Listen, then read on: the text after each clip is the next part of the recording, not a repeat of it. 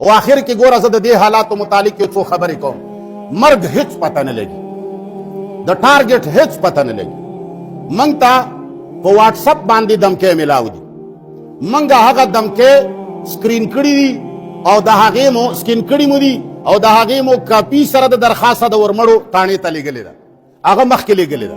سی ټي ډي تاڼې ته مو لیږلې ده، کیدای شي هغوی مخکې لیږلي وي یا کیدای شي نه یې لیږلي، ځکه چې زموږ څه حیثیت دی؟ حیثیت نشته. حیثیت خو هله دی چې زه خپل درخواست سره 2 لکه روپۍ ورکړم، بیا به زما درخواست به بیا په هوا شي. او ما ته همداسې هم دمکې میلاو دي او ما ته سرکار هم راکړي دي دمکیانې چې ګوره تا ته خطره ده. ما ته لیګل لیټر راوړی دی چې تا پسې خلک لګیا دي او سخته سنګینه خطره دی ده، که 10 ټوپک وي 20 ګرځوه او که 20 وي 40 ګرځوه. یو طرف ته ما ته سرکار د دمکو اطلاع راکوي، یو طرف ته ما ته دشمن دمکې راکوي، بل طرف ته ما ته سازشونه بې نقاب کیږي، خلک یې بې نقاب کوي، دا سازش روان دی دا سازش روان دی. بل طرف ته زما حکمران طبقه د دهشتګردو ملګرې ده، ما ورته بې وسلي کوي. کوم ځای باندې چې زما ګاډی ورشي پولیس ترې راتاو شي، جي تاسو ته چا اجازت درکړی دی چې تاسو دا اسلحه ګرځوئ؟ نو زه چې کوم افسر له اجازت له ورغلی یم، ما له هغه اجازت نه دی راکړی، زه یې غولولی یم. زه عتیق شاه ایس پي له ورغلی وم چې د اپریشن ایس پي و که چی شی و، ډېر خوږ سړی و، ډېرې قدرمنې خبرې کړي خو دوکه کړی. ما له نه لایسنس جاري کړی دی، دی د قرآن و قسم وخوري که د زما په لایسنس قدرې دستخط کړي. زه ډي سي له ورغلی یم چې هغه خالد نامه وه، فوج نه ریټایر و، هغه ته ما خپل فریاد و جړا کړې ده. او ما ورته وویل چې مسلمان خو دې ښکاري وایي، نه جي زه خو صحیح مسلمان یم، ته راته غونتې څنګه وایي؟ او بیا وروسته یې دغسې کارونه وکړل چې غونتې ټکي باندې هم زه ښیمان وم چې غونتې هم نه یې د سره، هغه هم ما له اجازت رانه کړ. اوسني ډي سي له به هم زه ورځم، ورتلی هم نه شم، د یارې نه په لار کې یارېږم. یو طرف ته درته وایي چې وجني دی، یو طرف ته تریډس میلاویږي، یو طرف نه دشمن راپسې دی، یو طرف نه تمام محنتونه شروع دي، هم مذهبي پرټې او هم غیر مذهبي، هر قسم خلک چې دا حق وینا بند شي. د پښتنو دشمن زموږ دشمن دی، د قرآن دشمن زموږ دشمن دی، د صریحو آیاتونو دشمن زموږ دشمن دی. بل طرف ته سرکار دا کوشش کوي چې موږ بې وسلي کړي، موږ ته پارمټ نه جاري کوي، موږ ته لایسنس نه جاري کوي، موږ له اجازت نامه نه جاري کوي. نو چې ته ما بې وسلې کې خو بیا خو مرګ آسان ګران نه دی. نو دا خبرې که چا کم ملګرو وس رسي، ما درته د منافقت ملګرتې مه کوئ. مالداره سړی چې ما ته ووایي چې جي که څه خدمت وي خفه به یې کړم، ولې تا ته پته نه لګي چې څه خدمت دی؟ ته خرې ولې ته نه پوهېږې؟ ته وړه نه خورې؟ تا ته دا پته نه لګي چې زه ولې دا کوم څه؟ دا قرآن کریم خدمت چې زه کوم دا همداسې کېږي. نو یاد وساتئ چې د چا اپروچ وي هغه د خپل اپروچ، چې د چا پیسه وي هغه د خپله پیسه، د چا چې کم زور وي هغه د استعمال کړي، او کم چې غریبانان ملګري دي هغه د تن من دن سره ودرېږي، دعا دین کوي او غیرت دین کوي، بس جړاګانې دې نه کوي. او په آخر کې تاسو ته یوه بله خبره کوم چې موږ ته حالات معلوم هم دي او خراب هم دي، تاسو یې ګورئ. نو که چېرې څوک رښتیا زموږ ملګري وي او دا قرآن موږ سره اورېدل غواړي، نو 2 خبرې دي، یو زما کپرۍ ده، یو ستا انا ده. یو ستا انا ده، یو زما کپرۍ ده. یا به ته خپله انا ماتوې یا به زما دا کپرۍ ماتېږي. خبره پوه شوې؟ ستا انا دا ده چې ته زما ځای له راځې نو زما ملګري ولاړ دي ستا تلاشي بالي، او که ته وایي چې نه دي زما څنګه تلاشي، زه خو رسوانه راځم، نو دا ته بیا زما کپرۍ ماتوې. ته چې خپله انا نه ماتوې که نه، نو بس زما کپرۍ ماتول غواړي. نو مهرباني وکړه چې خپله انا نه ماتوې، زما کپرۍ په شا ماته نه کړي. قسمت سره دي مرګونه، خو تدبیر دی. ګوره موږ د تقدیر قایل نه یو. تاسو ته موږ ویلي دي چې تقدیر په نامه ملایان څه وایي دا دروغ وایي. خدای دا لیکلي دي، ده ته به یې مرګ لیکلی او دا یې د ده د لاسه لیکلی و چې الله د ده د لاسه لیکلی و بیا ما پې ولې وهي؟ الله داسې کوي؟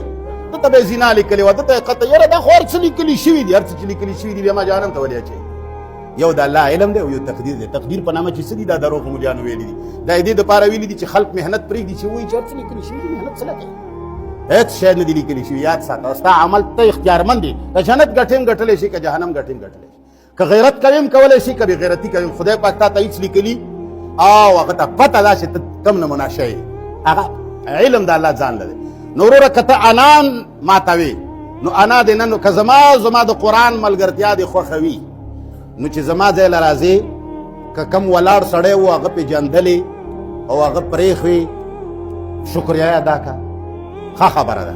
او که هغه ونه پېژندلې، یا بد اخلاقه و، یا ته ورته کم عقل وایې، هغه ستا تلاشي اغستا او ته پې خفه کېږي نو ته چې پې خفه کېږي نو ته زما کپری په چا ماتول غواړې ستا په جامه کې به سبا ماله بل څوک راغلی نو مهرباني وکړئ زموږ د ملاقات دروازې هم خلاصې دي د راتلو دروازې هم خلاصې دي ګینې ملګرو وي چې ملاقاتونه به بند کړو دا به بند کړو قرآن نشو بندولی د قرآن ملګرو سره ملاقات نشو بندولی تحریک به هم چلوو خپله خبره به هم کوو حق به هم وایو یو بل باندې به ودرېږو هم خوښه مو دا کړه دوه کسان پکې نشته دې خلکو دې قوم له به ته څه کوي تمه 200 کسان 300 کسان ناست دي 5 کسان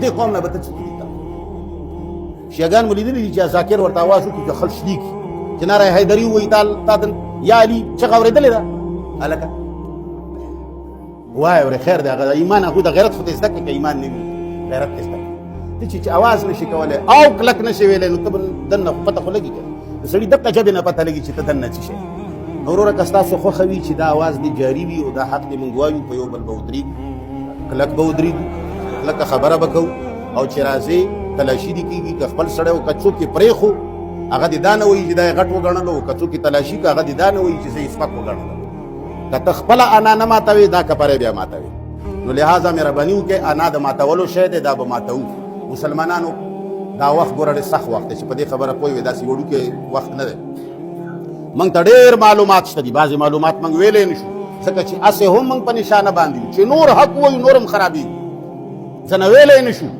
نو مهرباني وکړئ چې د چا کم ځای کې وس رسي د چا افسرانو کې وس رسي د چا په وکیلانو کې وس رسي د چا د پیسو وس رسي د چا د زور او د اپروچ وس رسي هر سړی د خپل کار خپله منډه ووهي چې منګه خپل کم دنیوي اعتبار سره تدبیرونه دي او ځان سیف کول دي هغه سیف کړو او بل چې ملګري راځي د اول نه مهرباني به وکړئ اول به مخکې صفونو کې کښېنئ شاته به څوک نه کښېنئ تاسو شاته ځای ډک کړئ یا چې کله وروستو سړی راشي یا مخکې راځي نو په هغه زموږ شک راځي چې دا سړی مخکې ځان ولې راوړي نو هسې نه چې سبا ورځې موږ یو سړی په چادر کې پټ وي قدرمن وي عزتمن وي او زه ورته وایم چې ورور دې ځای نه مخکې راتېر نه شي دا ستاسو د لاسه نو ته چې اول راشي دلته به کښېني چې دویم ورپسې راشي ورسره خوا کې به کښېني وته به نه پرېږدي څه شی کم سړی چې اول راشي هغه به بالکل دې محراب کې زما پوزه کې به کښېني چې لحاظه د اول کم خلک راځي چې کم چاڼ شوي دي په ګڼه کوي نه دي راغلي پوره سوچه ملګري دي چې دا قریبي علاقه بالکل دوی نه ډکه وي چې سړی پکې نشي راننوتی او که تاسو دغه خویونه وي لکه د دیمو نو وروره تاسو به ګپ لګوئ موږ به په چا خراب کړي صلی الله تعالی علی خیر خلقه محمد و آله و صحبه اجمعین